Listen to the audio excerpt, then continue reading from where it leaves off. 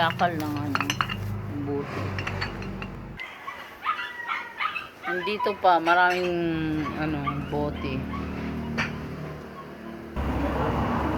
Yun.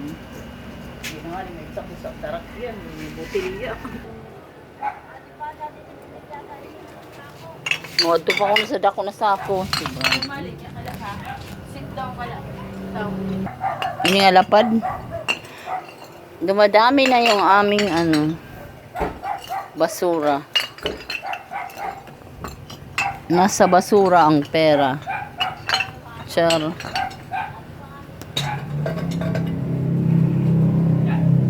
Halos kalahati na. Marami na kaming ano, bote. Babasura na yan si Manajoy. Ay, puday halos. Yatot halos. May yatot. Yatot. Oh, may yatot. Ah, puday dako. Ay, puday na. Bako. Nag-vlog puday dako. Mamumurot ka na sa butilya. Di mo naman yung pinaglan. Ano yung mula pagal sinipag. Salansan sa sako. Siyala. Nangangalakal ng bote. Alam niyo ba kung saan kami nangangalakal? Dito sa bahay ni Paul.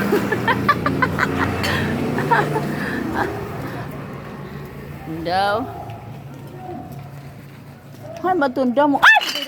Kasabot ko. Ay, muli rin nga akong vlog. Di pa naman kung mag-edit. Pati po electric pan.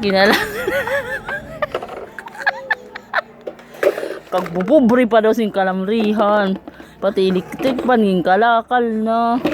Papatimbang namin to habang may buhay. Char. Hala do, karaw. Uy, di sa makakita. Masin pala, good man. Kuri na sa dibing. Mahal kasi bigas. 5 kalahating sako na guys. Ang bote. Wow, pag pinangalakal, nakiinom. Matigan musdam. Butilo sa silalig sa irang likod. Pati.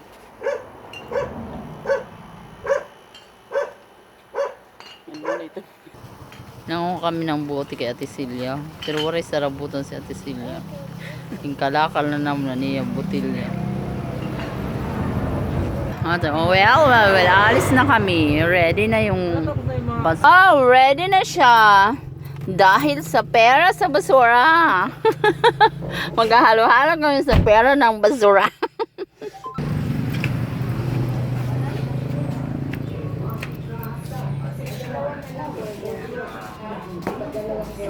Ay, carbonara. Kalabo? At saka dalawang ano. Number ng ano ba yun? Waiting food waiting. Char. Balik ito. Ano ka mo? May na kamano. Ari nga sa ano.